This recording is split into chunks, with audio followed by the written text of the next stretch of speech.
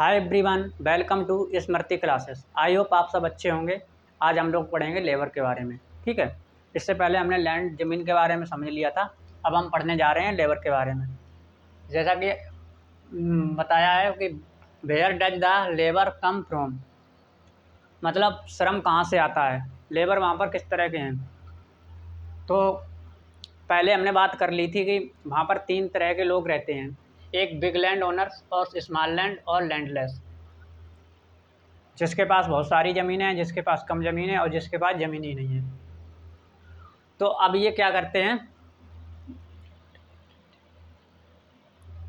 ये क्या है, big land owners, small land owners, landless. Landless क्या, ये क्या करते हैं, इनके पास जब ज़मीन नहीं है, ये इनके पास पैसा कैसे आता है। ये क्या करते हैं, ये जो बिग लैंड ओनर्स हैं, इनके यहाँ ये खेती करते हैं, काम करते हैं। इनके यहाँ काम करेंगे तो इन्हें या तो फिर कैश मिलेगा या फिर इन्हें क्रॉप या फसल दे देंगे, अनाज दे देंगे इनके। अब ये इनके यहाँ काम करते हैं। इनका क्या है, वाट अबाउट द लैंड, भूमिहीनों को क्या, तो ये क्या है, जिनके पास भूमि नहीं है, ज़मीन नहीं है, तो इनके यहाँ काम करते हैं उस पर। और इनका काम कैसा होता है, सीजनल होता है। अगर सीजनल होता है, माइग्रेशन, अगर काम है, सीजन है तो काम मिल गया, नहीं सीजन है तो काम नहीं मिला। तो ये क्या करते हैं, फिर दूसरी जगह काम की तलाश में इधर उधर भटकते रहते हैं या बाहर चले जाते हैं, सिटी में चले जाते हैं। इनका काम सीजनल है। तो इन्हें जब काम मिल गया, जब इन्हें मिल गया तब इन्होंने काम कर लिया, पैसे मिल गए या इन्हें अनाज दे दिया। ये बड़े लोगों के यहाँ काम कर दिया इन्होंने। अब स्मॉल लैंड ओनर्स क्या करते हैं, ये अपना काम कैसे करवाते हैं, ये डिपेंड ऑन फैमिली। ये डिपेंड किस पे होते हैं, अपनी फैमिली पे। ये सब लोग क्या करते हैं, मिल के सभी घर के जितने भी सदस्य होंगे, सभी लोग मिल के ये अपना खेत का काम खुद ही कर लेते हैं। ठीक है, तो ये अपनी फैमिली पर डिपेंड होते हैं। आगे बात करते हैं कि पूंजी कहाँ से आती है, where does the capital come from. ठीक है, अब पूंजी, अब ये पैसे कहाँ से आते हैं, इसके बाद इनके पास। ठीक है, बात करते हैं। तो देखिए, लैंडलेस जो होते हैं, इनका तो हैंड टू माउथ। इन्हें जब काम मिल गया, जब इन्हें पैसे मिल गए तब इन्होंने खा लिया खाना, जब नहीं मिला तब वो नहीं खाया। तो इनका तो काम सीजनल है, पहले ही बात कर चुका हूँ। अब स्मॉल लैंड ओनर्स कैसे करते हैं, इनके पास पैसा कैसे आता है। जब पैसा नहीं होता है तो ये क्या करते हैं, देखो ये क्या करते हैं, बिग लैंड ओनर से पैसे ले लें या फिर मनी लेंडर से पैसे ले लें। लेकिन बिग लैंड ओनर्स से पैसे लेंगे या फिर इनसे पैसे लेंगे तो इनसे अगर इन पैसे लिए, बिग लैंड ओनर्स से इन्होंने पैसे लिए, तो इनके पास क्या आ जाएगा, सर्विस एप्टीट्यूड। तो अब इन्होंने इनसे पैसे तो ले लिए, तो फिर ये क्या कहेंगे इनसे कि आप मेरे यहाँ काम करो। और ये इनसे पैसे लेंगे तो या तो 8% या 9% पे ये पैसे देंगे लोन पे। इस लोन पे अगर पैसे देंगे तो 8% या 9% के ब्याज के हिसाब से पैसे देंगे। ठीक है, अब इनसे पैसा लिया है तो ये कहते हैं कि हमारे यहाँ काम भी करो। तो ये तो दोनों जगह फिर ये काम करते हैं, इनके यहाँ भी। तो इसीलिए सरकार ने एक स्कीम निकाली है कि इनसे पैसे ना लेके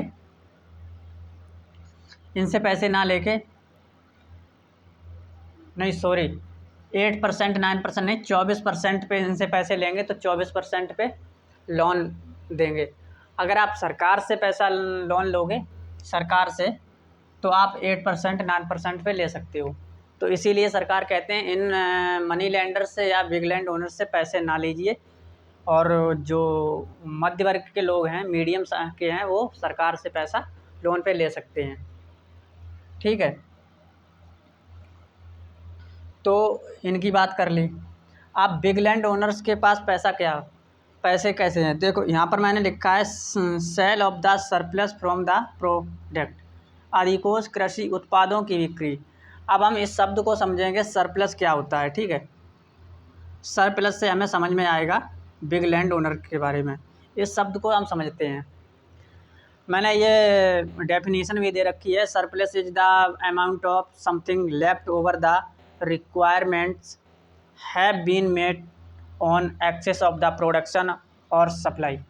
ठीक है, नहीं समझ में आया तो इधर आप समझ सकते हो, एक एग्जाम्पल से मैंने समझाया है। देखिए इनके पास ये जो इन्हें बिग लैंड ओनर्स ने जो फसल का जो भी फसल उगाई है, जिसका प्रोडक्शन मान लो 100 कुंटल हुआ है उत्पादन, कोई भी चीज़ उगा ली 100 कुंटल हुआ है, तो ये क्या करते हैं, जो ये हिस्सा है, ये वाला हिस्सा, ये खुद रख लेते हैं। मतलब अपने खाने के लिए, अपने यूज के लिए ये खुद रख लेंगे। अब जो वर्कर इनके यहाँ काम करता है, लेबर जो वर्कर जो काम करते हैं, उनको ये कुछ हिस्सा दे देते हैं, कुछ पार्ट। मान लो ये 100% है तो इन्होंने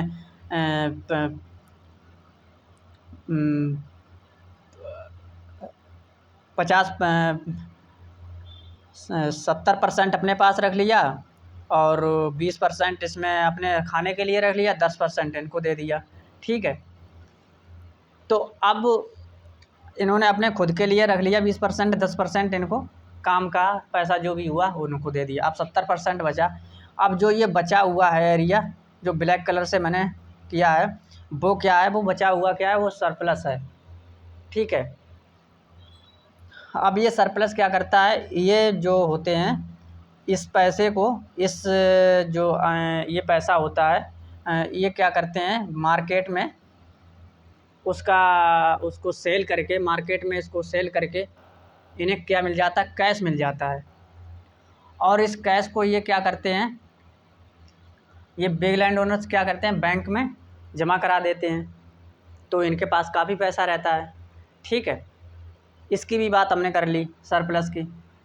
अब हम ये जानेंगे कि non farming activity in the Palampur की गैर कृषि गतिविधियाँ क्या हैं।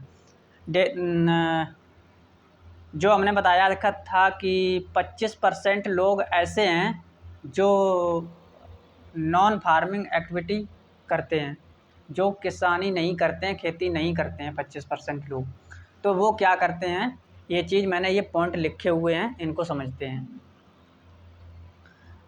वो क्या करते हैं, उनके पास डेयरी है, डेयरी मतलब दुग्धशाला, अदर कॉमन एक्टिविटी। वो मतलब अब वो गांव में आप देखिए, किसी भी गांव में जाइए तो एक किसान के पास एक आध गाय या भैंस ज़रूर होगी। वो क्या करते हैं, उसको अपने उसका दूध निकालते हैं और वो डेयरी पे बेच देते हैं, तो वो अपने उससे वो काम करते हैं। डेयरी जो डेयरी जो कुछ लोग डेयरी खोल के बैठे हैं, वो डेयरी चलाते हैं, अपने डेयरी दूध आता है उससे क्या मार्केट में सेल करते हैं, तो ये सब काम करते हैं। और दूसरे नंबर पे हमने लिखा हुआ है कि स्मॉल स्केल मैन्युफैक्चरिंग, छोटे पैमाने पर विनिर्माण इन पालमपुर। अब छोटे पैमाने पर कुछ लोग कुछ सेलिंग करते हैं, कुछ जैसे कोई भी छोटे पैमाने पर लोग किसी चीज़ का वो करते हैं, निर्माण करते हैं, बनाते हैं कोई चीज़, जैसे कोई कपड़े हो गए या कोई और हो गया, मैन्युफैक्चरिंग करते हैं कुछ छोटी छोटी चीज़ों का। तो वो क्या है, वो पालमपुर की गांव के बारे में वो वहाँ पर वो ये सब करते हैं। अब शॉपकीपर, कुछ दुकानदार हैं वहाँ, दुकानदार मतलब गांव में रहते हैं, और गांव में तो कोई मतलब शॉपकीपर है ना, वो क्या करेंगे, बाहर से जाएंगे और होलसेल प्राइस पे लाएंगे सामान, और जब गांव में एक अपनी दुकान रख लेंगे। जैसे गांव में बहुत सारी चीज़ों की ज़रूरत होती है, जैसे फेस वॉश हो गया, क्रीम हो गया, जूता चप्पल, इन सारी चीज़ों की ज़रूरत पड़ती है, तो वो क्या करते हैं, एक दुकान खोल के बैठ जाते हैं गांव में, तो वो ये काम करते हैं।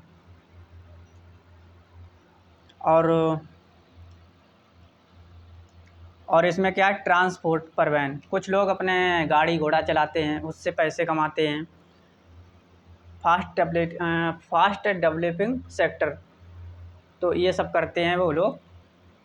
तो ये चारों पॉइंट आपको समझ में आ गए। इसमें क्या है, जैसे कुछ बनाना, मेकिंग, जैसे फावड़ा बनाना, खुरपी बनाना, लोहार जो भी करते हैं, तो छोटे पैमाने पर कुछ लोग विनिर्माण करते हैं। तो ऐसे हो गए, ये चारों पॉइंट आपको समझा दिए हैं, ठीक है। पालमपुर की ये गैर कृषि गतिविधियाँ हो गई। अब हमने बाद में सबसे पहले शुरू में ये हमारा चैप्टर आज फिनिश हो जाएगा। तो हमने शुरू में ही आपको एक बताया था कि सॉरी, ये हमारा पार्ट नंबर 5 है, 4 नहीं है, ठीक है, इसको 5 कर लेना। तो ये क्या है, economics help us exist of the we do today. मतलब हमें अर्थशास्त्र हमें आज जैसा अस्तित्व बनाए रखने में मदद करता है। हमने ये बात पहले ही शुरू में बताई थी कि आपको कि इकोनॉमिक्स क्या और क्यों, क्या पढ़ना चाहिए इकोनॉमिक्स में और क्यों पढ़ना चाहिए। तो दोस्तों ये तो आपको समझ में आ गया होगा कि क्या पढ़ना चाहिए। ये तो हमने पूरा बता दिया क्या क्या पढ़ना चाहिए। हमें अपनी रोज़मर्रा की ज़िंदगी को जीने के लिए बहुत सारी चीज़ों की ज़रूरत होती है। अच्छी गुड लाइफ को जीने के लिए बहुत सारी चीज़ों की ज़रूरत होती है, उसको इसलिए पढ़ना चाहिए, ठीक है। इस पॉइंट को हमने नहीं बताया था कि क्यों पढ़ना चाहिए, ठीक है। अब क्यों पढ़ना चाहिए ये मैं अभी बता दे रहा हूँ। अब आप जो एक टीचर का एग्जाम्पल हम लेते हैं, एक टीचर क्या करता है, किसी का भी एग्जाम्पल ले सकते हैं, पर मैं एक टीचर का एग्जाम्पल लेता हूँ। एक अध्यापक क्या करता है, सुबह उठता है, स्कूल में जाता है, बच्चों को पढ़ाता है, अच्छी सर्विस देता है, वहाँ से उसको पैसे मिलते हैं, फिर घर पे आता है, फिर अपने खाना पीना खाता है, पढ़ता है, जो भी करता है, सो जाता है, फिर वो सुबह उठता है, फिर स्कूल। वो क्या करता है, ये डेली कर रहा है। क्यों कर रहा है, इसलिए कर रहा है कि वो उसे सोचना नहीं पड़ रहा है, अपनी अच्छी सर्विस दे रहा है बच्चों को, और उसे ये सोचना नहीं पड़ रहा हमें कि कल का पैसा खाने के लिए हमारे पास कहाँ से आएगा। उसे पता है स्कूल में वो सर्विस दे रहा है बच्चों को और वहाँ से उसे पैसे मिल रहे हैं। तो ये हो गया, यानी कि उसे कोई चीज़ की हमें प्लानिंग करनी पड़ती है। प्लानिंग मतलब प्लानिंग पहले से कोई कर रहा है, तो हमें ये सारी हमने प्लानिंग कर रखी है पहले से। हमें मतलब सोचना नहीं पड़ रहा है। अगर हमें कल के खाने के लिए सोचना नहीं पड़ रहा है तो ये क्या है, क्यों सोचना नहीं पड़ रहा है, तो वो हमारी क्या है, रोज़मर्रा की ज़िंदगी में अच्छी लाइफ है। अब जैसे कपड़ा जैसे रोटी है, कपड़ा है, तो रोटी को आप ले लीजिए, आपको पता आप रोटी खा रहे हो। पहले रोटी कैसे हुई, किसी ने उसको बीज लाया होगा, हल में खेत में बोया होगा, उगा होगा, उसको काटा होगा, काट के गेहूँ बना होगा, आया होगा घर पे, फिर उसको उसको आटा बना होगा, आटा से किसी ने गूँथा होगा, तब रोटी बनाई, तब वो हमने खाई, हमारे पेट तक पहुँची। तो ये क्या है, ये सारी चीज़ें हमें प्लानिंग पहले से करनी पड़ रही। तो अर्थशास्त्र हमें क्या बताता है, इकोनॉमिक्स हमें ये बताता है हम कोई चीज़ की प्लानिंग पहले से कर लें। अर्थशास्त्र हमें यही बताता है कि हमें कोई चीज़ प्लानिंग पहले, हमें सोचना नहीं पड़ रहा अपनी ज़िंदगी को, कोई भी चीज़ें खाने के लिए, रोज़मर्रा कपड़े पहनने के लिए। अब ये जैसे मैं कपड़ा पहन रहा हूँ तो मुझे पता है ये कपड़ा कौन बना रहा है, मुझे तो नहीं पता है। मुझे तो नहीं पता ये कपड़ा कहाँ से बन रहा है। मैं तो मार्केट से गया, ख़रीद के ले आया, बस पहन रहा। मुझे ये भी नहीं पता किसका बना है, कैसा, क्या इसमें कौन क्या क्या है, मुझे कुछ नहीं पता इसके बारे में। कोई तो इसका प्लानिंग कर रहा है, पहले से बना रहा है। तो ये सारी चीज़ें, जो अच्छी चीज़ें ज़िंदगी को जीने के लिए हमें सारी चीज़ें उपलब्ध हैं और जिसके लिए हमें सोचना नहीं पड़ रहा है, तो वो सारी चीज़ें क्या है, अर्थशास्त्र में आती हैं। और इकोनॉमिक्स इसलिए हमें क्या पढ़ना चाहिए और क्यों पढ़ना चाहिए, दोस्तों ये आपको मैंने क्लियर कर दिया। उम्मीद करता हूँ आपको चैप्टर समझ में आया होगा। नेक्स्ट मिलते हैं अगले चैप्टर में, तब तक के लिए बाय, धन्यवाद दोस्तों, जय हिंद।